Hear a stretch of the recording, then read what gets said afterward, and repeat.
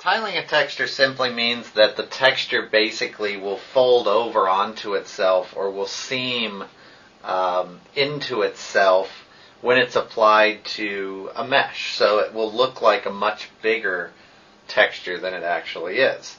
We've got 3 textures here. They're all called Tiletex _ 01, 02, 03. This is going to be the easiest one, this is our medium one, and this is going to be our hard one. So we're going to do a little bit on this one, and I'll walk you through the process, and then these 2 we'll do fairly quickly, just to show you how the process works. I'm going to minimize these 2, and we're going to magnify this guy up a little bit so we can see what we're doing. That'll work. Okay. And the first thing I do when I get a texture is I need to get rid of some of these artifacts, because these are going to cause a pattern as this texture sits by itself, or it tiles over a surface. We don't want these patterns. It'll look like wallpaper by the time we're done if we leave them. What I'm going to use is my patch tool here. You can see the other tools that it shares this spot with. Looks like a little patch, little eye patch. And I'm going to grab these big artifact areas here. I'm just holding down the left mouse button and dragging around it, making sure transparent is not checked, source is checked, and then just drag to a clean area and it's going to seam those right up. Don't forget about darker blemishes like this, because those are going to show up as well. You cannot use the patch tool if it touches the corner. I'll show you what it does. If I grab this corner piece and patch it, see how it actually grabs some color and kind of bleeds in a little bit there. You can see some white patches. That's not what we want. So I'll clone those out. And I'm going to go over here. I'm going to grab this rock. This is too dark right in here, I think, so we'll make it lighter. Works. And we'll get rid of some of these rocks here. And don't patch everything so that all it is a great big clone of itself, because it'll look flat. Okay, and that's going to get me a pretty good start for what I'm after here. I'm now going to jump over to the clone tool. I don't use the clone tool a lot, but it's really good for little areas like these rocks. I hold down the Alt key on the keyboard, left click to set the area I'm going to clone from, then let go of the Alt key and click where I want to clone to, and it'll cover that area with the area I set earlier. So I'm getting rid of some of these little white spots. Some of these cracks here can be kind of softened up. You can clone in other layers and then use your layer tools. But what you don't want to do is clone over the entire thing. Use the patch tool as much as possible, because if you clone everything, it's going to get repetitive patterns in it. Okay, so there's my area I just made. I just saw this area right here is too dark. So I've got this texture ready to go, ready to be tiled. The way we do that is go to Filter, Other, Offset. We want half of the dimensions of our piece. Now all of these are scaled at 512 by 512 pixels. So 256 by 256 is half. It's now folded this texture over on itself. So it's like wrapping a package, and on the back side of the package all the pieces of paper meet. That's what we're looking at. It's folded it over on itself. Make sure wrap around is checked and preview is checked, or you won't see what I'm looking at. Now we could clone over these seams. We could do something like this. I don't like that route because I think it still makes the seams visible, because you're just cloning over a repeating pattern. I like to either use the patch tool to grab the seam, and you can see now it's kind of seamless there, or I'll show you a different route. This one's a little more complicated, but I like the results a little better. What I'm going to do is click this button here, which is my Edit and Quick Mask mode, and whoops, wrong tool. Deselect that. And I always forget which color I have to use. That's why I'm playing with it here. Okay. And go to I'm in Edit and Quick Mask mode. Go to my paintbrush tool. We want a big fuzzy brush. It needs to be fairly big, like that. And what I'm going to do is just hold down the Shift key and left click drag an area here. When I go back to my Edit and Standard Mode button, you'll see I have a selection. The selection needs to be inverted under Select Inverse. I'm going to copy that, paste it. It's in a new layer now. Go to my Move tool and then move this over the seam, and it gives me a nice seamless piece there. I can flatten this. You know what, actually I'm not going to flatten it because I want to show you what it looked like before and after. I'm going to go back to my background and I'm going to do the same thing, except this time I'm going to go, oops, wrong mode. That's why you need to go to Quick Mask mode. Go across here. Remember to hold down Shift. Back to my regular selection mode. Inverse. Copy. Paste. And drag this over this seam here. There we go. And I've got a little bit left, a piece here that's not seaming correctly because I left that without flattening it. Remember, I did this other piece here. So you can see both pieces there. So before it looked like that, now it looks like that. Now if you don't like, in this case, how this piece and this piece tile, you can either clone them out or you can go to Edit, Transform, Flip Horizontal, and it'll flip it backwards so that the matching elements aren't so obvious. Okay, I'm going to flatten all this now. And using my patch tool, I'm going to fix up these little artifacts that were left over. Lots of ways to tile textures. I've seen practically books written on the subject. So find a way that you're happy with. That'll work. See these bands running through here? I really don't like those, so I'm going to clone in some areas up here just to break up that banding a little bit. There we go. That'll work, I think. There we go. Okay, and now we have a tileable texture. If you don't have a thumbnail program or you don't have any way of checking your tileable texture to see if it tiles, I'll show you a way to check it. This is only if you don't have any other way of checking it. So you don't have AC/DC or any sort of program that'll tile it. I'm going to go to my desktop here and save this as a BMP. Now this is just to check to see if it tiles well. Save it to my desktop, 24 bits. I go out to my desktop and I'm going to make it a background. I right click anywhere on my desktop, go to Properties. Which one is it? I always forget which one it is. Background. And I'm going to browse. Go to my desktop. Choose my texture. That's why it has to be a BMP. Then I'm going to say Tile and Apply. And what's going to happen is it's going to apply that texture as my desktop. And if we don't see any noticeable seams and the patterning is slight, you can see some banding here, but I'll live with that for now, then we've made a tileable texture. So, back to Photoshop.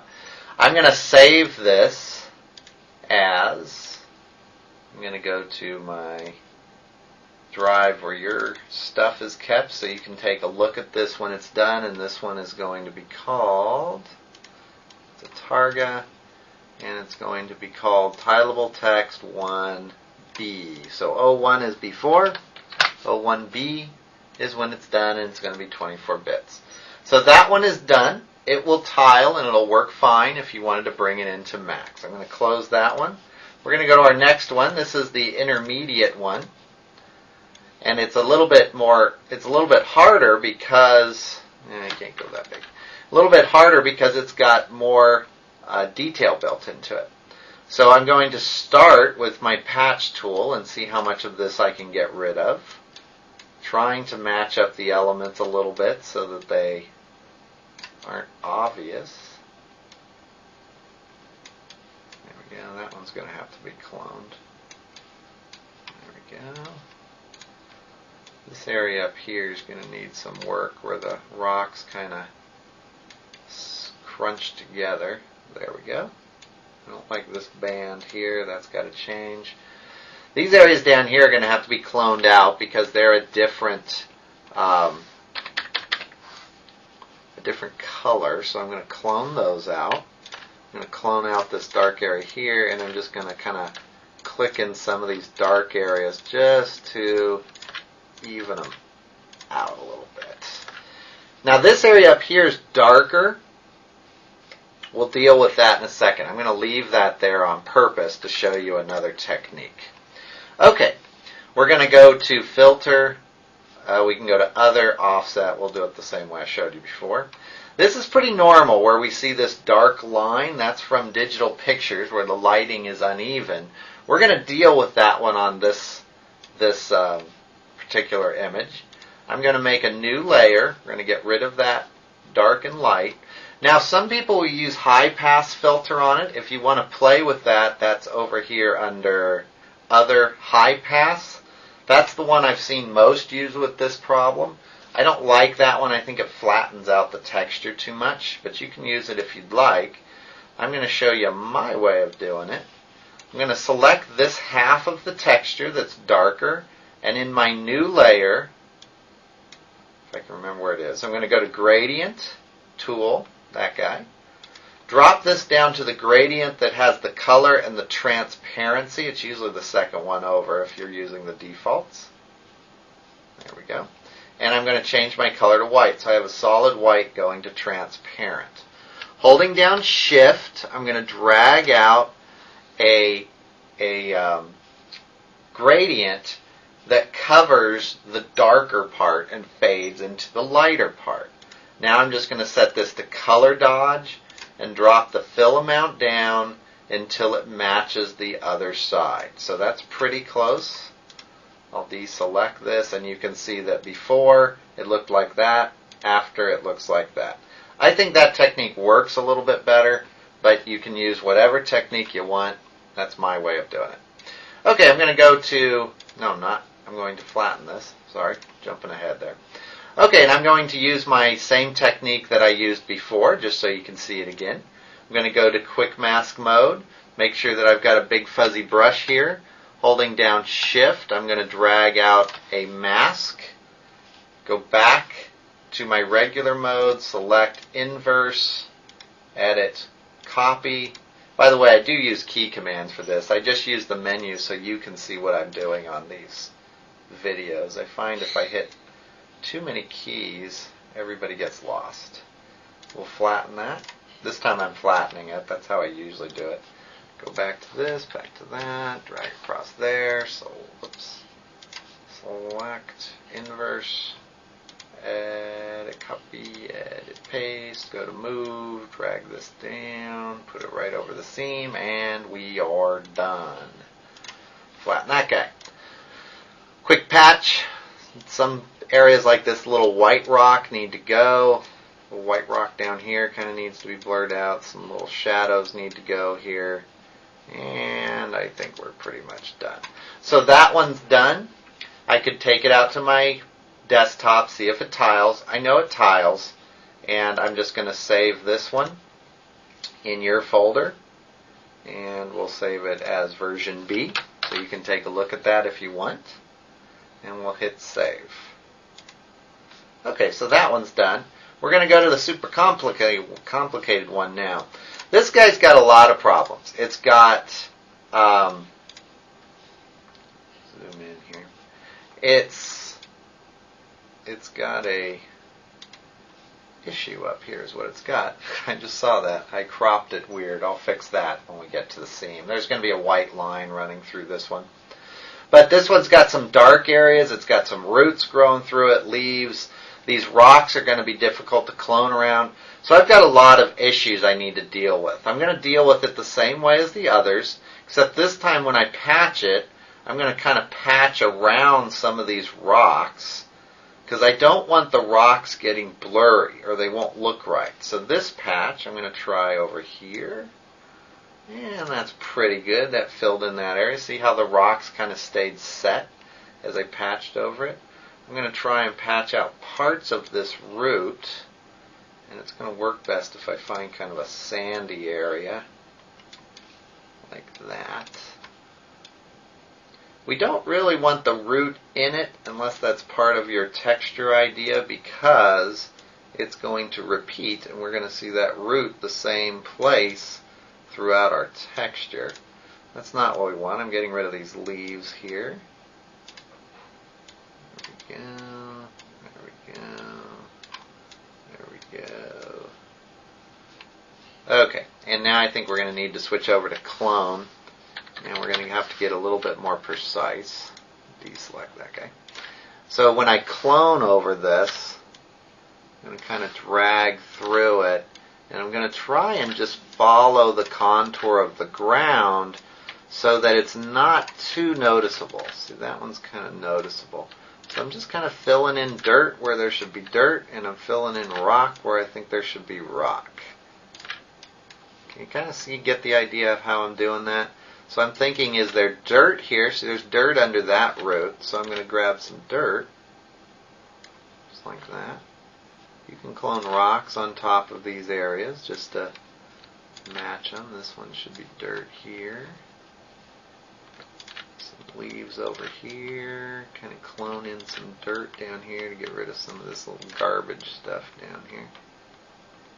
There we go. Looks pretty good. Get rid of some of these roots down here. We got some roots over here. I think this guy's going to have to be cloned out. This cloning technique does take a little bit of getting used to. So if you're having troubles with it, probably normal. This area over here is too dark. That's why I'm cloning in this sand. Plus I know this sand's going to have to clone back over here anyways because it's on the opposite side. So I'm just going to put some color down here. Looks pretty good. This middle area probably needs some brightening up. There we go. And we've got a real dark area right here. We'll fill that guy in.